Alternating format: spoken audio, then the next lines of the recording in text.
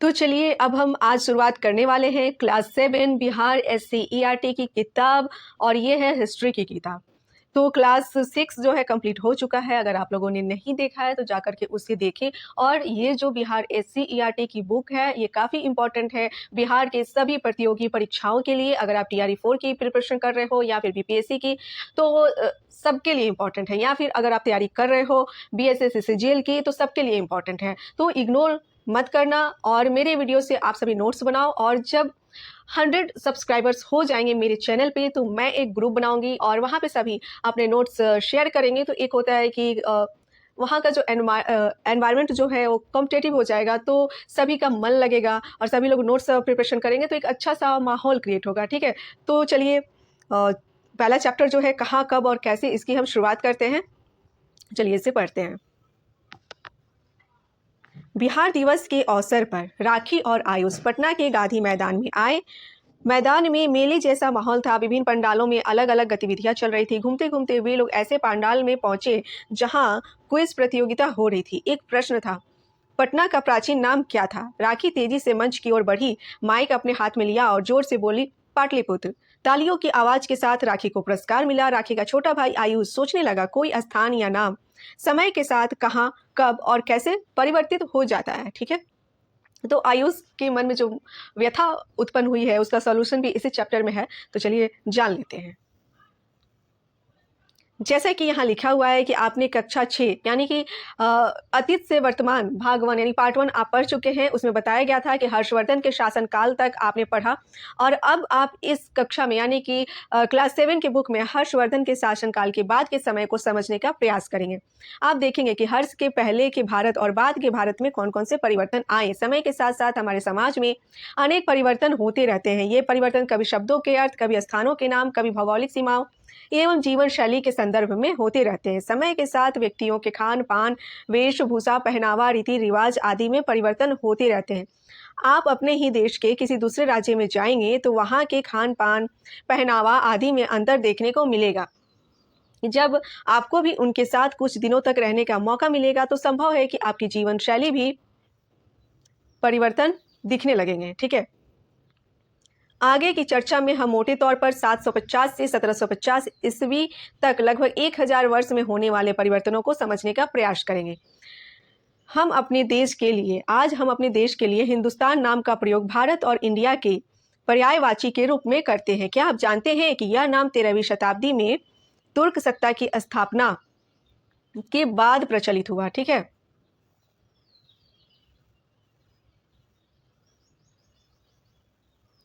समय हिंदुस्तान की भौगोलिक सीमा उन क्षेत्रों पर आधारित थी जो तुर्क सत्ता के अधीन थे। लगभग 3 शताब्दी बाद मुगल वंश के संस्थापक बाबर ने हिंदुस्तान शब्द का प्रयोग वस्तुतः संपूर्ण उपमहाद्वीप के लिए किया था। तो हिंदुस्तान शब्द का प्रयोग किसने किया था? तो बाबर ने किया था और इसका प्रयोग संपूर्ण उपमहाद्वीप के लिए किया था। यद्यपि इस क्षेत्र में मुगल सत्ता का सर्वाधिक विस्तार 17वीं शताब्दी के अंतिम वर्षों में बाबर के वंशज और औरंगजेब के समय में हुआ। इसी प्रकार हमारा राज्य बिहार के नाम से जाना जाता है। इस शब्द का सबसे पहले प्रयोग 13वीं शताब्दी के एक इतिहासकार मिन्हाज-ए-सिराज ने किया। ठीक है, बिहार शब्द का सबसे पहले प्रयोग कब हुआ था? तो 13वीं शताब्दी के एक इतिहासकार ने किया था, मिन्हाज-ए-सिराज ने। बौद्ध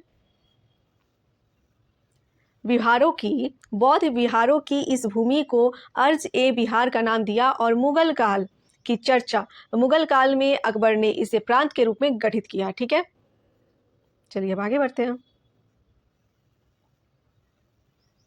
यहाँ कुछ है।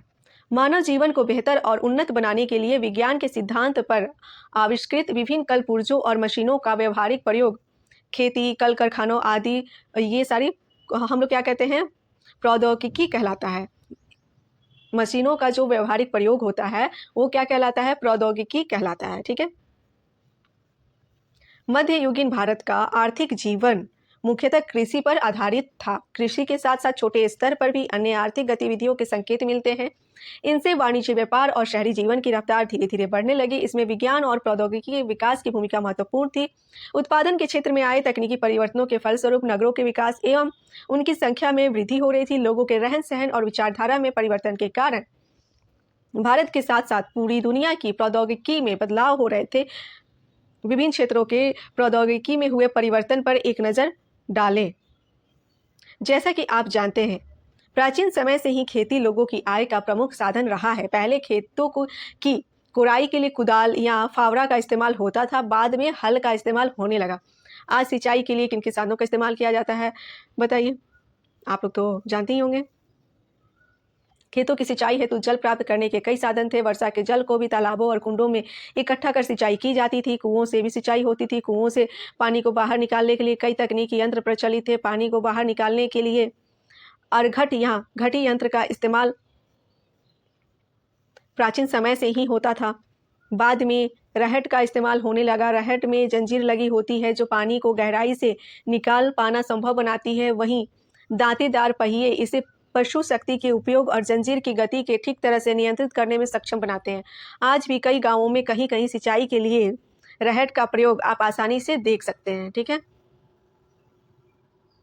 प्राचीन भारत में वस्त्र उद्योग के क्षेत्र में धागों की कताई के लिए केवल हाथ से चलने वाले पहिए और तकली का प्रयोग होता था। बाद में 13वीं शताब्दी के आसपास इस क्षेत्र में चरखे का प्रयोग होने लगा। दुनिया की कमान यानी कि धुनकी भी संभवतः इसी समय भारत में आई। जहां तकली से सूत काटने में बहुत समय लगता था, वहीं चरखे से सूत काटने की गति काफी बढ़ गई। जैसे जैसे चरखे और धुनकी का प्रसार होता गया, सूती कपड़े की गुणवत्ता एवं उत्पादन में वृद्धि हुई।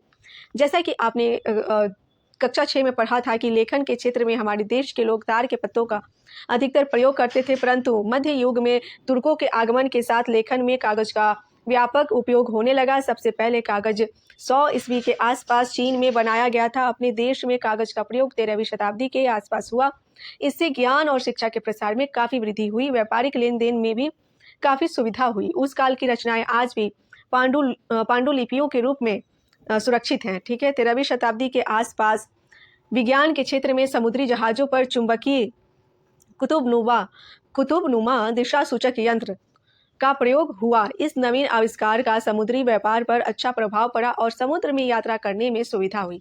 दूसरा प्रमुख आविष्कार था समय सूचक उपकरणों का प्रयोग। 14वीं शताब्दी में सुल्तान फिरोज शाह ने फिरोजाबाद दिल्ली में एक मीनार पर अनेक नक्षत्र घड़ियों का एक धूप घड़ी और एक जल घड़ी भी लगवाई थी, जिससे समय की सही सूचना दी जाती थी।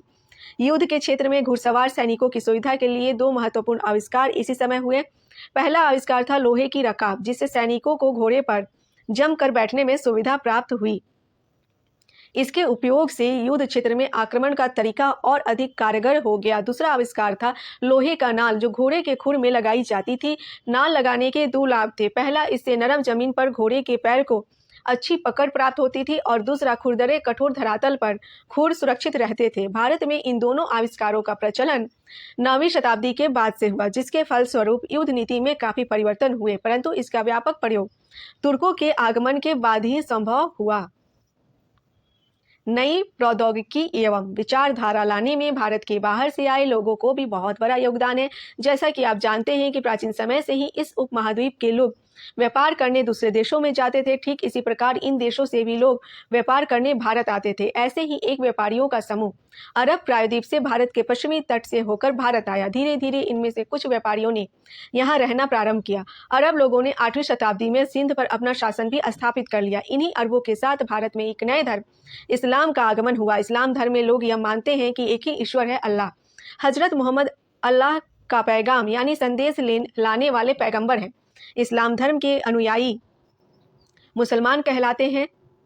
मुसलमान कुरान शरीफ को अपना धर्म ग्रंथ और पथ प्रदर्शक मानते हैं। अरब लोग अपने साथ अपने यहाँ की रीति रिवाज, पहनावा और पकवान लेकर भी आए। इनके प्रमुख पकवानों में पुलाव, बिरयानी, कोरमा, फिरनी आदि प्रमुख है। कालांतर में ऐसे ही नए प्रभाव तुर्क, अफगान और मुगल भारत में लेकर आए। ठीक है। अरबों का प्रभाव भारत के सीमावर्ती एवं तटीय क्षेत्रों तक सीमित रहा। इस संपर्क से ज्ञान, विज्ञान और वैचारिक स्तर पर सीमित आदान प्रदान हुआ। कालांतर में तुर्क, अफगान, ईरानी और मुगलों ने इस देश में प्रवेश किया और भारत में अस्थायी राज्यों की स्थापना की। इनके आने से सामाजिक, सांस्कृतिक और बौद्धिक जीवन में ज्यादा व्यापक और दूरगामी प्रभाव पड़े। इनसे हमारी भाषा, रहन सहन, पोशाक आदि प्रभावित हुए और उनमें एक मिलीजुली परंपरा का विकास हुआ। इसे ही गंगा जमुनी सांस्कृतिक कहते हैं। इसके बारे में हम आगे पढ़ेंगे और विस्तार से। ठीक है। प्रसिद्ध विद्वान सैयद सुलेमान नदवी ने भारत में बस गए अरब के एक कवि अबू जिला सिंधी के एक अरबी गीत का उदाहरण दिया है, जिसमें वह भारत की दिल खोलकर प्रशंसा करता है। ठीक है, तो ये प्रशंसा क्या है जान लेते हैं। मेरे मित्रों ने नहीं माना और ऐसी अवस्था में यह बात ठीक नहीं थी, जबकि भारत की और युद्ध में भारत के तीर की प्रशंसा हो रही थी। अपने प्राणों की सौगंध, यह वह भूमि है जब इसमें पानी बरसता है, तब उससे उन लोगों के लिए दूध, मोती और लाल उगते हैं जो श्रृंगार से रही थे। इसकी मुख्य चीजों में कस्तूरी, कपूर, अकबर, अगर और अनेक प्रकार के सुगंधित पदार्थ उन लोगों के लिए हैं जो मैले हो, और भांति भांति के इत्र, जायफल, संबुल, हाथीदांत, सागौन की लकड़ी और चंदन है। और यहाँ के बब्बर, शेर, चीते, हाथी तथा हाथी के बच्चे होते हैं। यहाँ के पक्षियों में कुलंग, तोते, मोर और कबूतर है।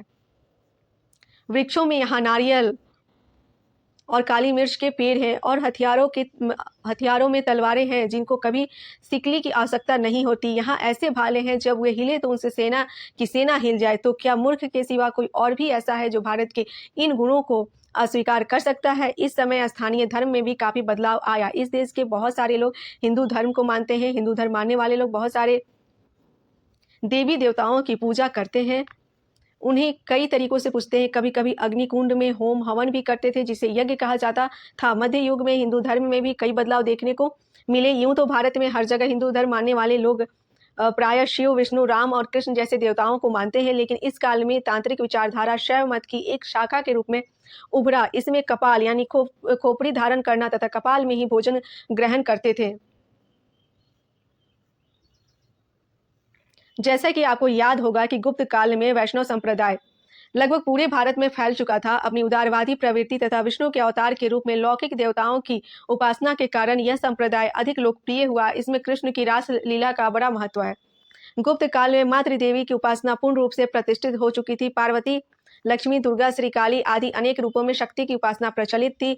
7वीं शताब्दी से इस उपासना में तंत्र मंत्र का विकास बड़े पैमाने पर हुआ। तांत्रिक मंत्र के अंतर्गत ध्यान, योग, पूजा तथा चर्या, अनेक प्रकार के आचार की व्यवस्था है। इसके अतिरिक्त इस काल में समाज में ब्राह्मणों की प्रतिष्ठा में वृद्धि हुई। राजाओं द्वारा बड़े बड़े मंदिरों का निर्माण में रुचि बढ़ने लगी। दक्षिण भारत के चोल शासक अपने भव्य मंदिरों के निर्माण के लिए जाने जाते हैं। इस युग में एक महत्वपूर्ण परिवर्तन भक्ति की अवधारणा के रूप में हुई। भारत में इस विचारधारा के कई संत हुए, जिनका नाम हम लोग आज भी सुनते हैं। कबीर, रैदास, नानक, रामानंद आदि प्रसिद्ध संत कवि थे। इनके दोहे आज भी हम सभी सुनते हैं और हिंदी की पुस्तकों में पढ़ते भी हैं। इन लोगों ने इस बात को समझाने का प्रयास किया कि बिना किसी कर्म कांड यानी कि बाह्य दिखावा के प्रेम, भाईचारा एवं भक्ति के द्वारा भगवान के करीब पहुंचा जा सकता है। इन भक्त संतों की तरह कई मुसलमान संत भी थे जो सूफी संत कहलाए। सूफियों ने इस बात पर जोर दिया कि सच्चे दिल से अल्लाह को प्रेम करना, धन दौलत और पद सब त्याग कर गरीबों और लाचारों की सेवा करना ही धर्म है।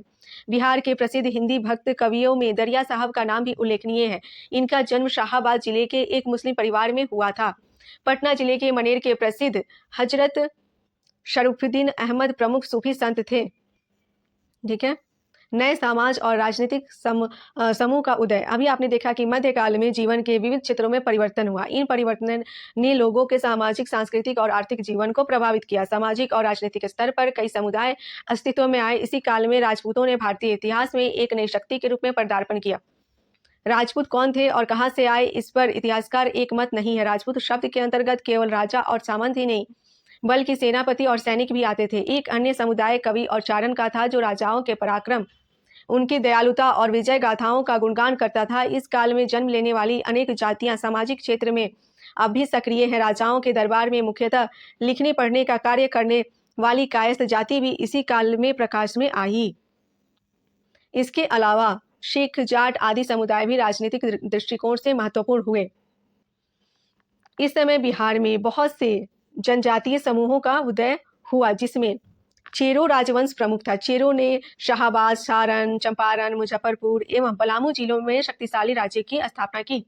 चेरो लगभग 300 वर्षों तक इस क्षेत्र में एक शक्तिशाली राजवंश के रूप में बने रहे। चैनपुर यानी शाहाबाद जिला पर बाघमल नामक चेरो सरदार का कब्जा था, जिसके 2 बेटे चांद एवं मुंड इस क्षेत्र के चंडेश्वरी एवं मुंडेश्वरी नामक मंदिरों की लोक कथाओं से जुड़े हैं। आर्थिक और सामाजिक परिवर्तन, प्रौद्योगिकी में परिवर्तन के फलस्वरूप खेती योग्य भूमि की तलाश हो रही थी।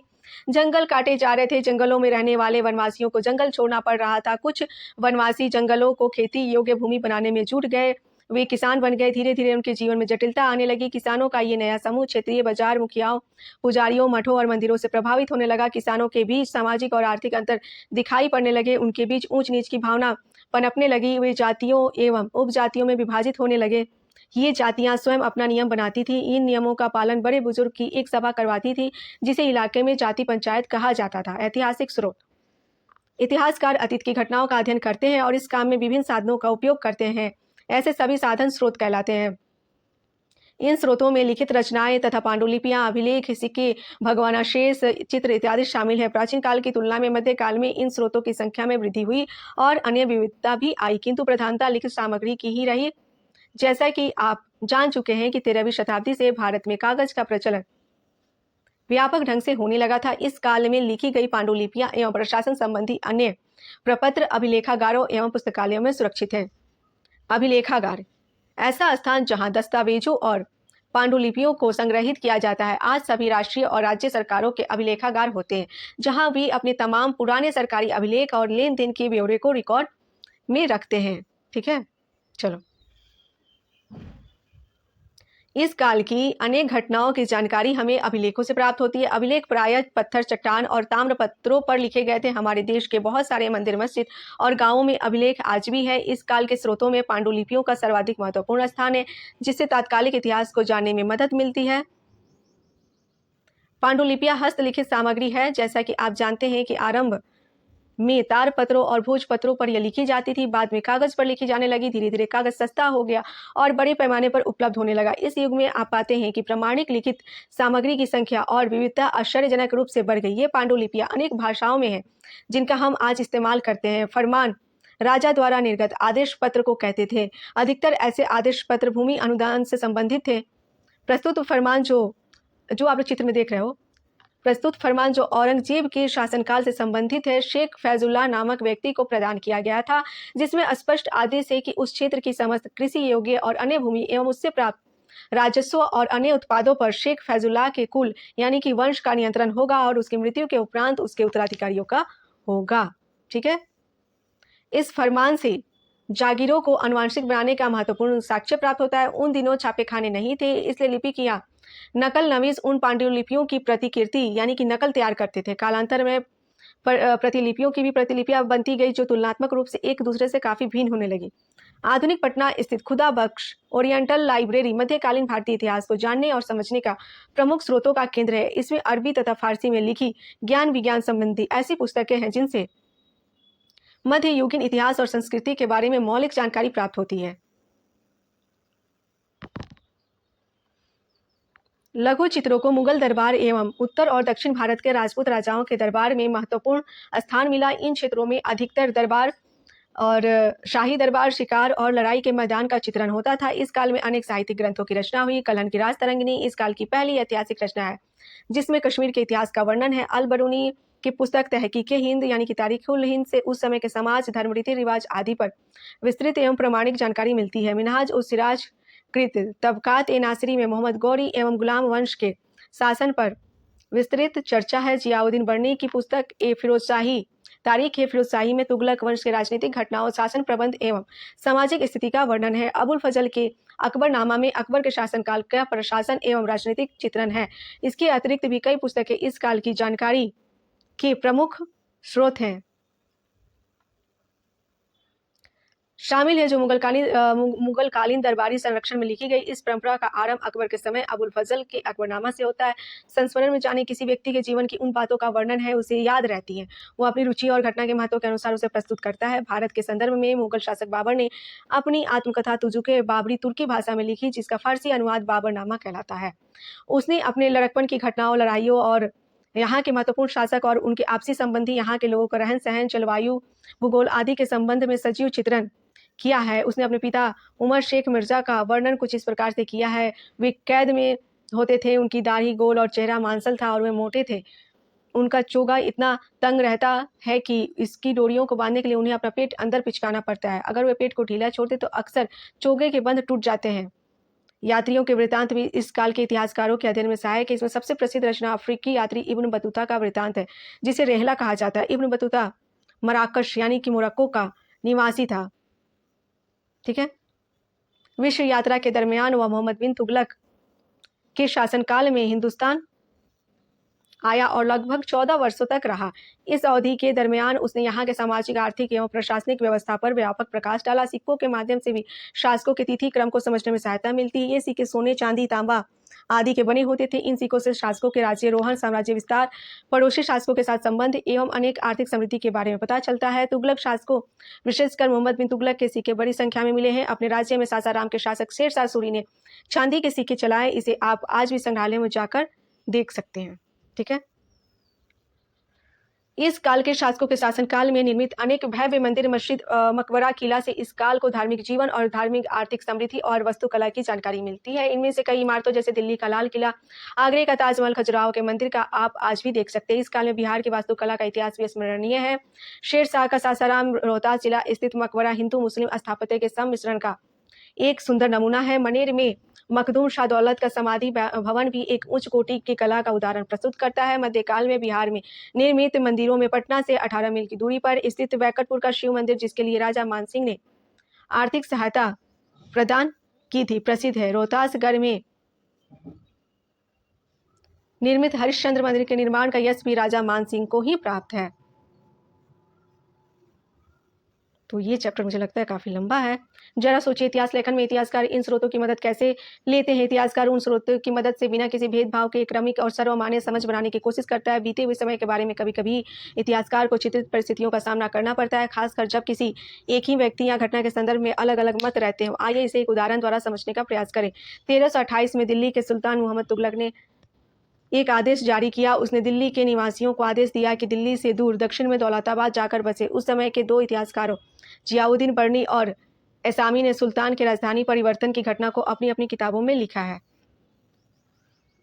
जियाउद्दीन बर्नी ने अपनी पुस्तक तारीख है फिरोजशाही में लिखा, एक योजना सुल्तान के दिल में आई कि दौलताबाद को राजधानी बनाया जाए। यह इसलिए क्योंकि दौलताबाद उसके साम्राज्य के मध्य में है। दिल्ली, गुजरात, लखनऊ, तिलंग, मावर, द्वार समुद्र तथा कंपीला इस शहर से लगभग समान दूरी पर स्थित है। इस समय में उसने किसी से परामर्श नहीं किया। उसने आदेश दिया कि उसकी अपनी माँ और राज्य के बड़े अधिकारी और सेनापति अपने सहायक और विश्वास पत्रों के साथ दौलताबाद की ओर चले। दरबार के हाथी, घोड़े, खजाना, बहुमूल्य वस्तुएं दौलताबाद भेज दी जाए। इसके पश्चात सूफी संत और आलिमों यानी कि इस्लामी ग्रंथ के अध्ययन करने वाले तथा दिल्ली के प्रतिष्ठित एवं प्रसिद्ध लोगों दौलताबाद बुलाए गए। जो लोग दौलताबाद गए उन्हें सुल्तान ने खूब सराहा, धन इनाम में दिया।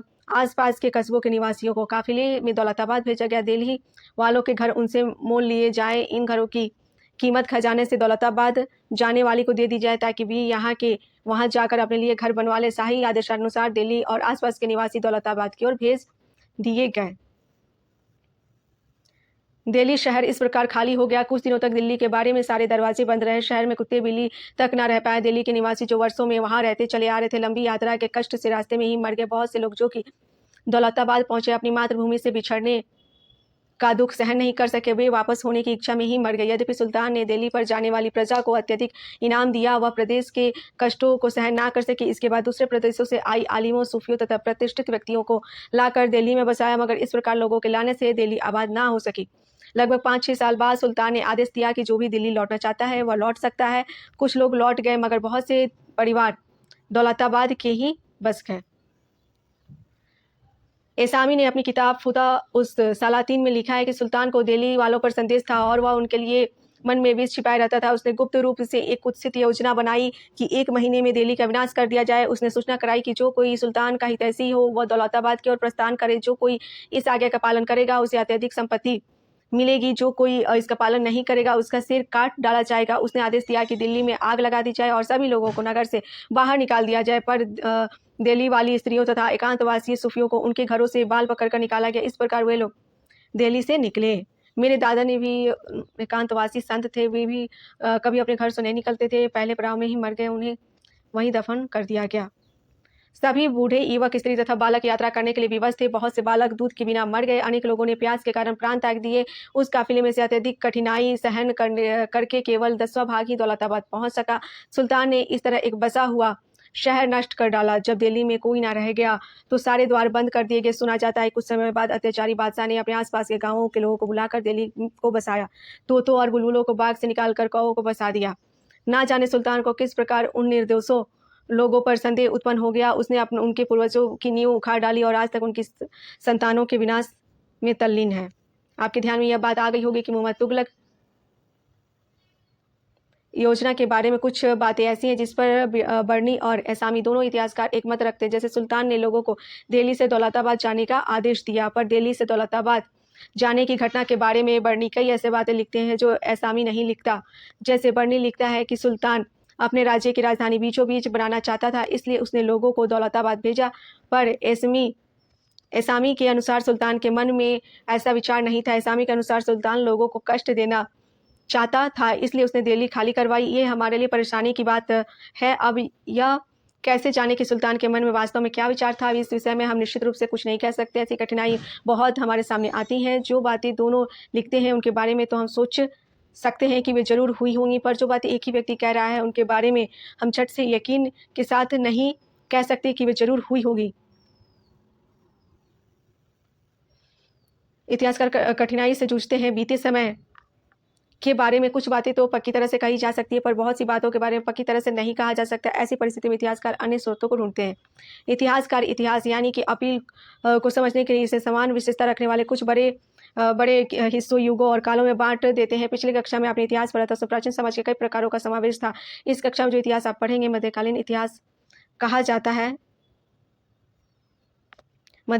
हमने ईसा की 8वीं शताब्दी को मध्यकाल का आरंभ तथा 18वीं शताब्दी को उसका अंत मान लिया है। ऐसा क्यों? जब आप इस पुस्तक को पढ़ेंगे तब देखेंगे कि 8वीं शताब्दी के पास भारत के सामाजिक, राजनीतिक और आर्थिक जीवन में काफ़ी परिवर्तन हो रहे थे। सामाजिक नियम, धर्म, भाषा, कला इत्यादि जीवन के सभी क्षेत्रों को इन परिवर्तनों ने प्रभावित किया। इस प्रकार हम देखते हैं कि 8वीं शताब्दी के आसपास भारत के इतिहास में एक नया युग आरंभ हो गया। नए विचारों से समाज के सभी व्यक्ति एक साथ प्रभावित नहीं होते। यद्यपि भारत के इतिहास में कुछ परिवर्तन 8वीं शताब्दी से पहले ही आरंभ हो गए थे, देश के कुछ भागों में उनका प्रभाव कुछ समय बाद ही अनुभव किया गया। इसलिए सामान्य दृष्टि से देखते हुए हम कह सकते हैं कि नए विचारों की शुरुआत 8वीं शताब्दी से हुई और 18वीं शताब्दी के आते आते फिर अनेक परिवर्तन दिखने लगे। इसी कारण हम मध्यकाल का अंत और आधुनिक युग का आगमन लगभग 18वीं शताब्दी को मानते हैं। इन 1000 वर्षों के दौरान इस उपमहाद्वीप के समाजों में प्रायः नए नए परिवर्तन होते ही रहते हैं। इस पुस्तक में जो आप पढ़ चुके हैं उसकी तुलना पिछली कक्षा में पढ़ी बातों से करने की कोशिश करें, ठीक है। तो ये चैप्टर हो गया समाप्त और अब हम आपसे मिलेंगे अगले वीडियो में अगली चैप्टर के साथ।